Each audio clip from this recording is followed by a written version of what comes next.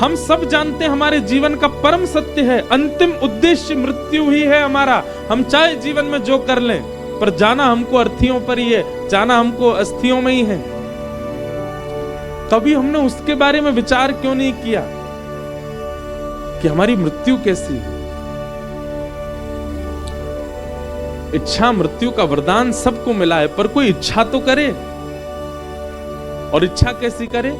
हे नाथ, जब तक प्राण है, जब तक जीवन है, तब तक मैं अपने कर्तव्यों का निर्वहन करूंगा। मैं जीवन में दुख भी सहूंगा, सुख भी सहूंगा, पीड़ा भी सहूंगा, आपत्ति भी सहूंगा। लेकिन नाथ, मेरी बस आपसे एक प्रार्थना, मेरे जीवन में पीड़ा आवे, दुख आवे, दारिद्र आवे, सब कुछ मैं सहने को तैयार हूं। आप केवल मेरी एक चीज सुधार दीजिए। क्या? मेरी मृत्यु ऐसी होनी चाहिए। अपनी मृत्यु पहले विचार करो, कैसी मृत्यु चाहिए? हे नाथ, मेरी मृत्यु ऐसी हो कि जब मृत्यु काल आवे ना समीप, सबसे पहली बात तो मेरे अंदर यह आए कि मैं उस दिन भयभीत ही ना हूं, मुझे भय ना लगे, मैं निर्भीक रहूं, अत्यंत उत्साह में रहूं। और उस दिन या तो वृंदावन जाऊं, या तो अयोध्या जाऊं, या गंगा जी के तट पर जाऊं, कहीं भी श्रेष्ठ स्थान पर मैं जाऊं, वहां जाकर के आपका दर्शन करूं, संतों को प्रणाम करूं, सबको दान पुण्य करूं, सत्संग श्रवण करूं, सुंदर कथा श्रवण करके, माथे पर तिलक लगा करके, बढ़िया चंदन फोटा लगाए के, बढ़िया इत्र लगा करके, कीर्तन में खूब उछल उछल के नृत्य करूं, गंगा यमुना जल का पान करूं, संतों की शीत प्रसादी लेकर के गंगा तट पर, यमुना तट पर एकांत चित्त से बैठा हूं। तभी मेरी मृत्यु की घड़ी आ जाए और उस घड़ी में मेरे पास कोई ना हो, मैं अकेला एकांत में प्रसन्न मुद्रा में बैठा हूं, और उसी समय मेरे इष्ट मेरे सामने प्रकट हो जाए। मैं उनका एक क्षण दर्शन करूं, एक क्षण उनके नेत्रों को, नासिका को, ग्रीवा को, गर्व को, चरणार बिंदों का मैं दर्शन करूं, और सर्वांगीण अंगों का दर्शन करते ही मेरे प्राण चले जाए। ऐसी इच्छा मृत्यु कितने भक्तों के विषय में आया, कितने संतों के विषय में आया कि उन्होंने इच्छा मृत्यु की और वैसी मृत्यु उनको प्राप्त हुई। इच्छा मृत्यु करने का मतलब ये नहीं कि मैं आज शाम को पधार जाऊं, नहीं। इच्छा मृत्यु का मतलब है जब भी मेरे प्राण निकले, मुझे नहीं पता कब निकलेंगे, जब निकले तो उस समय स्थिति ऐसी हो, उस समय का वातावरण ऐसा हो, उस समय का माहौल ऐसा हो, उस समय मेरे मन में ये चल रहा हो, मेरी बुद्धि में ऐसे विचारधाराएं हो, तब मेरे प्राण निकले। और उस समय कौन दिखाई दे? बेटा दिखाई दे, बेटी दिखाई दे, पत्नी दिखाई दे, बच्चे कौन दिखे? कोई ना दिखे। ये सब संसार के लोगों को जीवन भर देखा मैंने, अंतिम समय में ये लोग ना दिखे मुझे, तो कौन दिखे? जब मेरे प्राण निकल रहे हो नाथ, उस समय देर मत करना आप। अच्छा देखो, ऐसा भाव मांगने वाला व्यक्ति ये कहे ठाकुर जी से, जीवन भर कुछ नहीं मांगूंगा आपसे, आप चाहे कितना भी दुख दो, कितनी पीड़ा दो, सब छीन लो मुझसे, आपसे कोई मांग नहीं करूंगा मैं, बस एक ही मांग है मेरी, मेरे अंतिम श्वास में आना मेरे पास। ऐसी इच्छा मृत्यु रखी।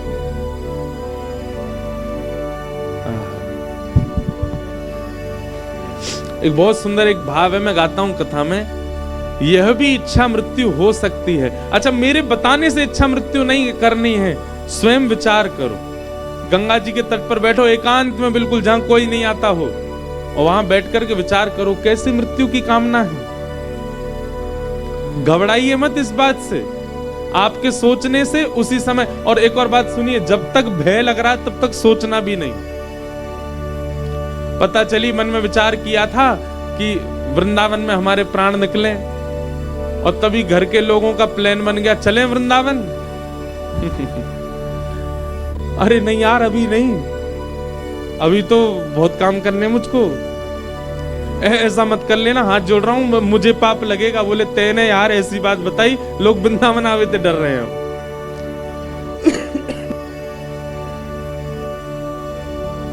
इस इच्छा मृत्यु को वो ही करे जिसके अंदर भय ना हो।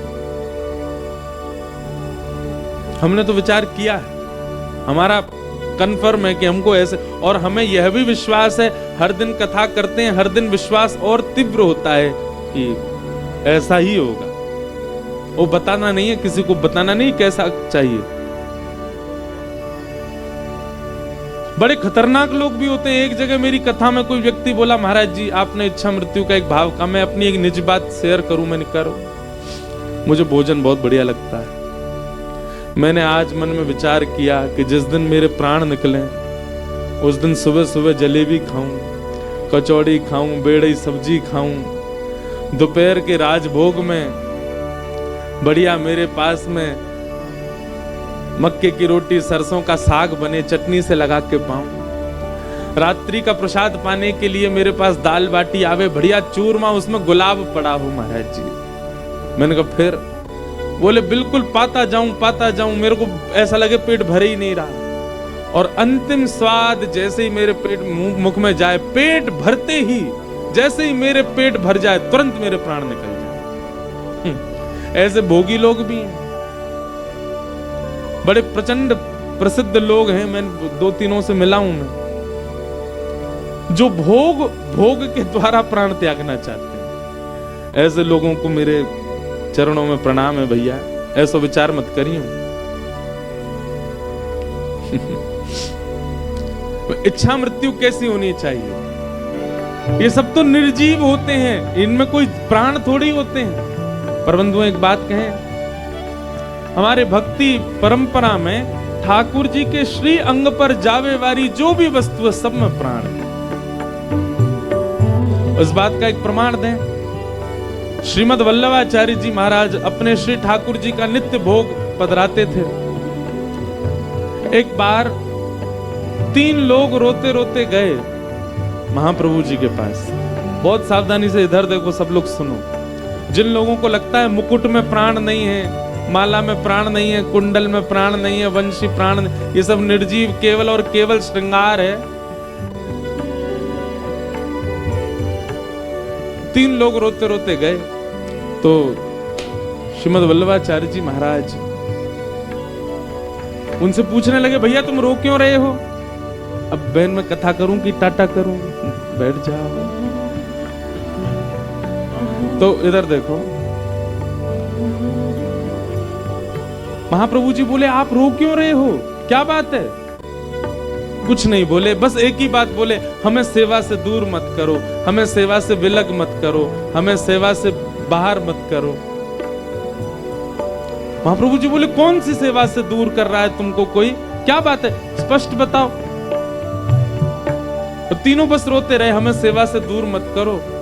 थोड़ी देर बाद श्रीमद् वल्लभाचार्य जी महाराज ने जब नेत्र बंद करके ध्यान लगाया तो क्या पता चला पता है? कि रसोई घर में ठाकुर जी के लिए प्रसाद बन रहा था, और प्रसाद के लिए जब भात बनाने के लिए चावलों को धोया जा रहा था, उनका माण जब अलग किया जा रहा था चावलों का, तो माण अलग करते समय चावल में से 3 दाने माण के साथ नाली में बह गए, और वे तीनों ही रूप धारण करके आए और महाप्रभु जी से बोले हमें सेवा से दूर मत कर। मतलब जब तक वस्तु भगवत सन्निधि में नहीं जाती तब तक वह निर्जीव है, पर भगवत सेवा में आने के बाद उसमें प्राण होते हैं। वो कोई ना कोई दैविक, कोई ना कोई वैदिक, कोई ना कोई भक्त है।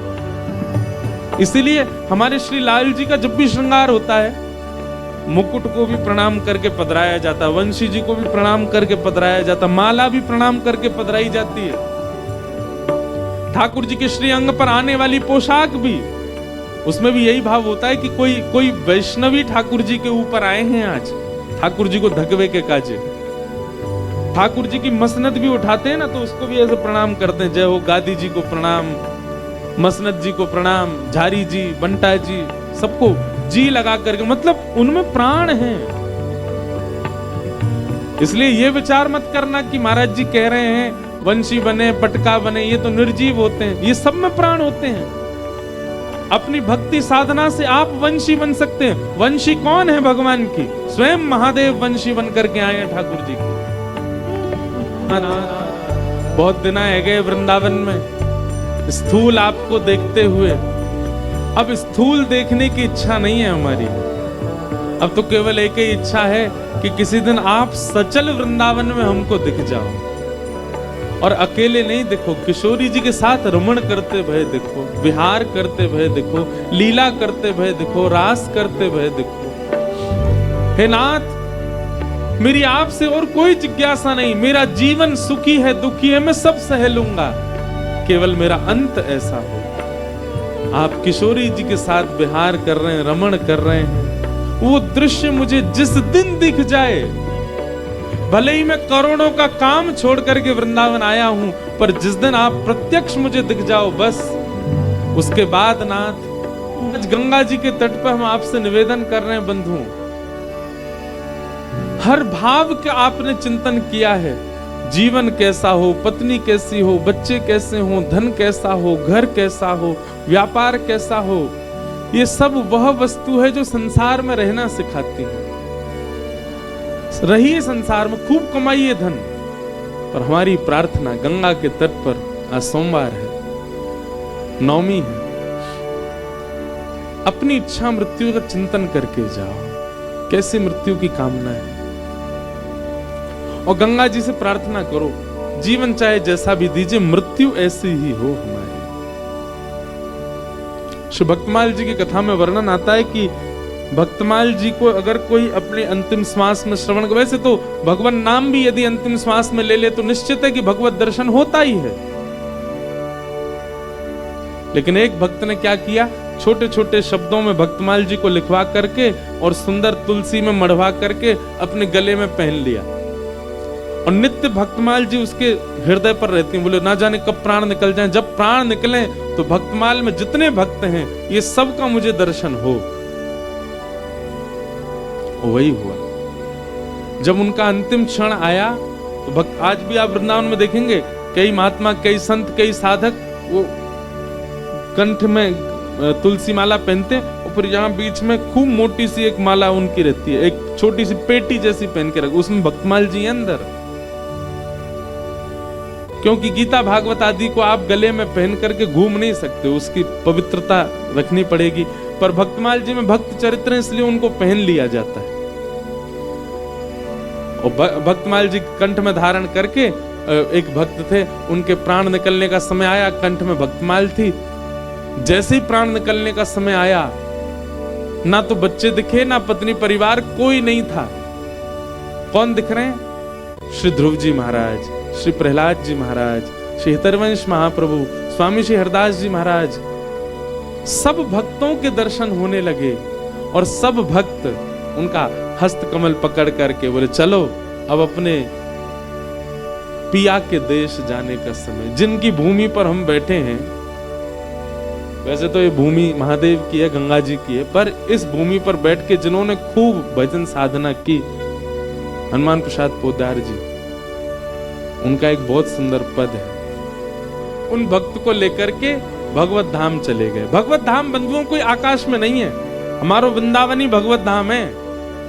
बस ये जो वृंदावन हमको दिख रहा है, ये वृंदावन है, इसी वृंदावन में निज वृंदावन है, जिसका दर्शन हमको नहीं हो सकता, उसका दर्शन आचार्य गुरुजनों की कृपा से ही हो सकता, वही भगवत धाम, वहीं की प्राप्ति हो जाती है।